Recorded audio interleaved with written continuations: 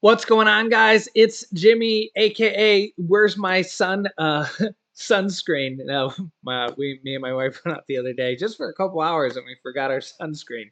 And yeah, we now feel like lobsters. But yeah, so if you've seen my recent video here on Target and Walmart and them actually closing stores and the surprising amount of um theft they're getting. If you didn't, I'll link you that video and how it's going to actually be costing Americans more money. And a lot of people were shocked on that. I'll link you to that video here. Um, if you didn't get to see that here, I'll link you to that video here in a few moments. But a lot of people were like, wow, this is absolutely crazy here. And the CEOs of Walmart and Target sharing that they're actually losing billions of dollars because of the theft going on here. Take a look at this headline here. Group of up to 50 people shoplift about $100,000 worth of luxury items from LA Mall. I'll show you this footage here in a second. Sometimes this footage is weird. When I get footage from like local places, they copyright it and then I have to take it down. So hopefully I'm able to show you this footage. If you don't see it, then you'll know that I had to take the footage down.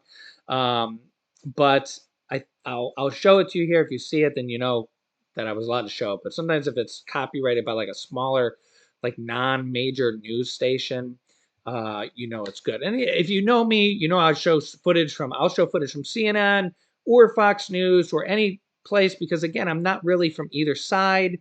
I again, if the news is relevant, I'll show footage from pretty much anywhere. Okay, that's just how I am, right? I'm not really from either side. But again, if it's this is not really a a political thing, right? But if you see here, group of up to 50 people shoplift over $100,000 in one swipe worth of luxury items from LA Mall. And then I'm going to show you another one here, or at least the information here that was even larger. And this stuff is happening more and more frequently. And what ends up happening is that this money that they steal ends up being thrown into the companies. Remember that, like, even this particular one was from Nordstrom and a bunch of different stores in the that were in the local vicinity here. And even if you don't shop at Nordstrom, a lot of times these stores are owned by parent companies, larger companies, and it all kind of gets fed into the ecosystem, right?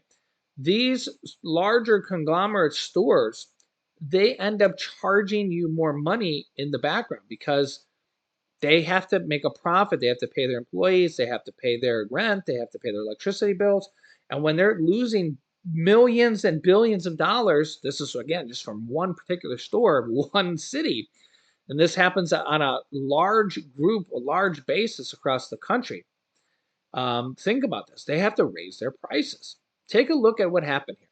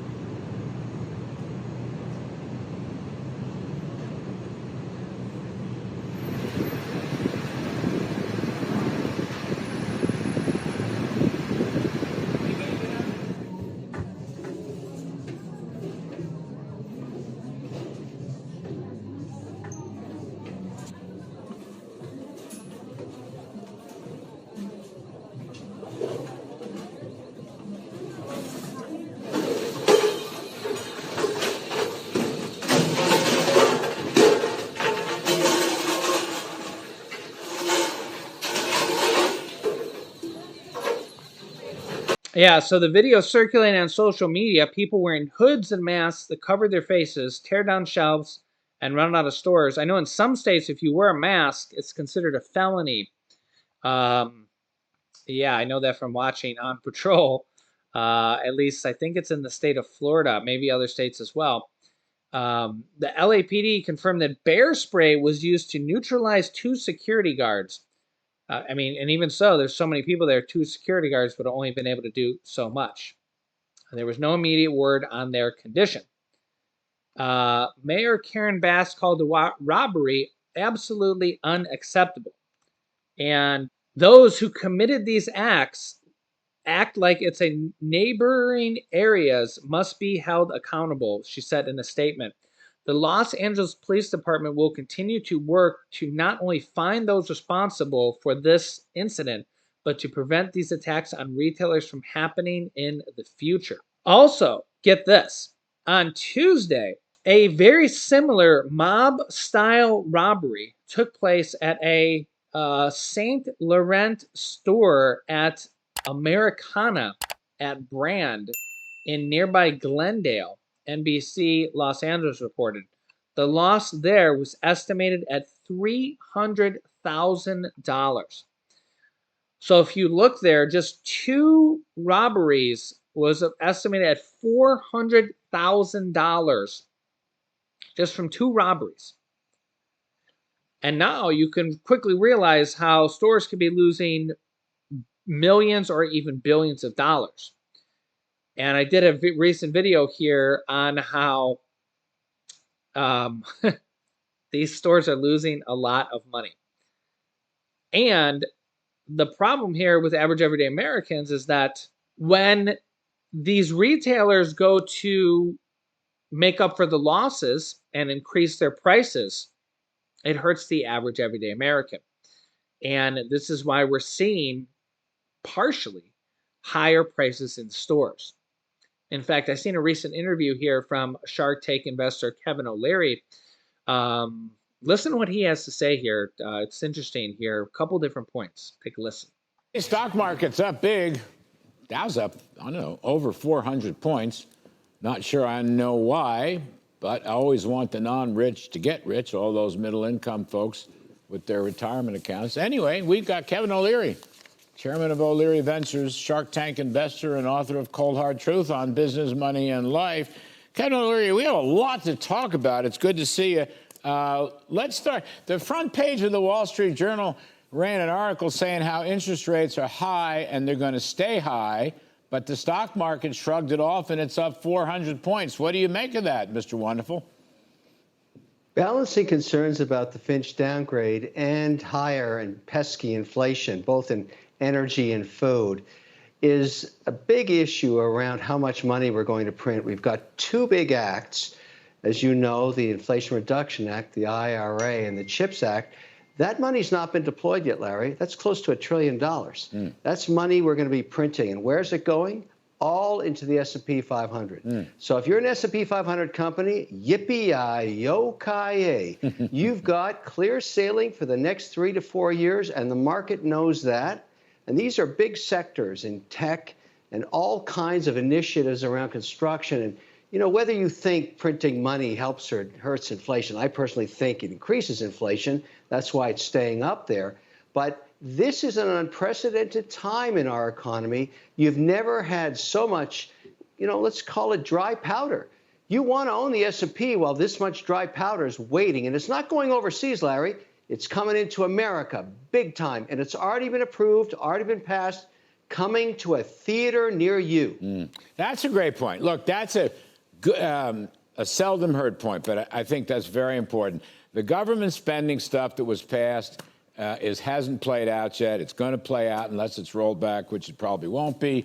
You're exactly right. So there's a lot of money sloshing around, and it's going to find its way into the stock market. That's what you're saying. Look, the Kudlow Trust likes to hear this, and I'm going to bet you a lot of people with all their IRAs and 401ks like it too. But Kevin, you don't think interest rates are going to interfere with that? Is that the idea?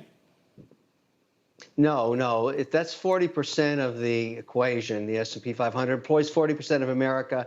Where the cracks are starting to show is in mainstream America, where the car loans have gone from 5.5% to 9.5%, continue to go up. Lending has slowed down. We haven't talked about regional banks, Larry, in 6 weeks. But don't worry, you're going to be talking about them soon because there's some cracks starting to show there. And I don't think the Fed is finished, unfortunately. You know, we've got some issues here. We're still at full employment. We're still under 4% unemployment. We've still got this nasty energy inflation and food inflation, and they just won't go away.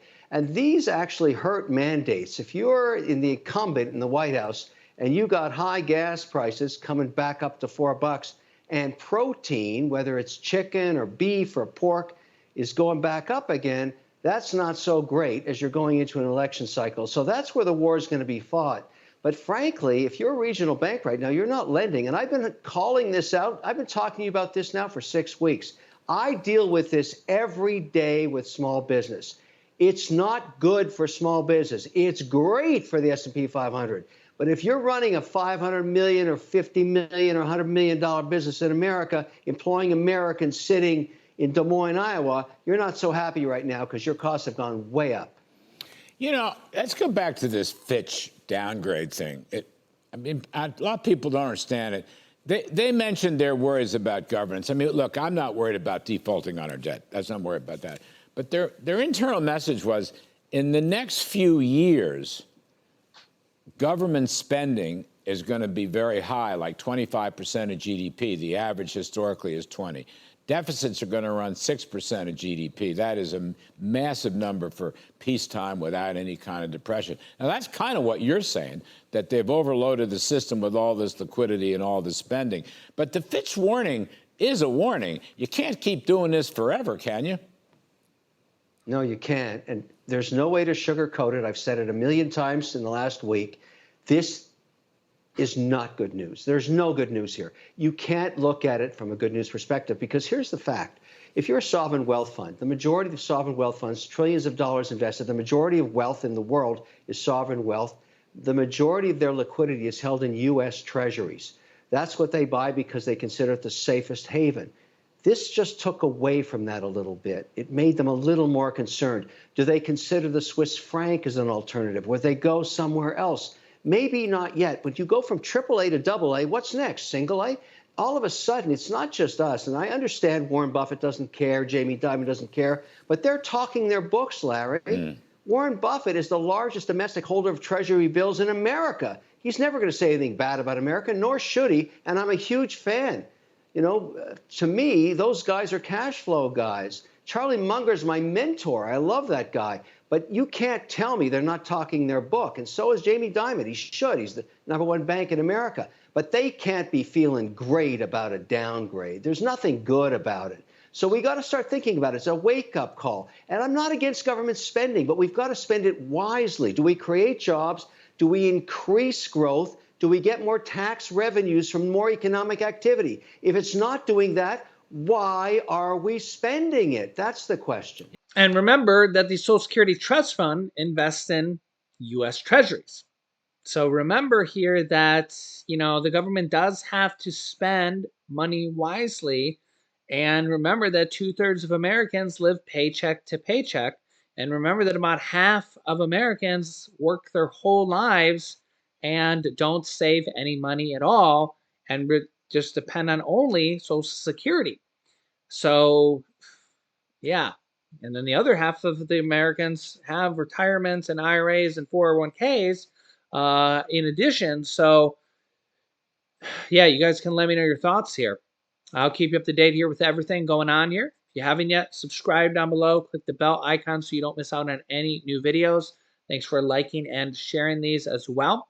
Click here to see what Walmart and Target are doing right now to combat their theft and how it's raising their prices. Or click here to see how the next Social Security raise may be shocking to you. So click on one of those videos next. Thanks for watching, guys, and I'll see you in the next video.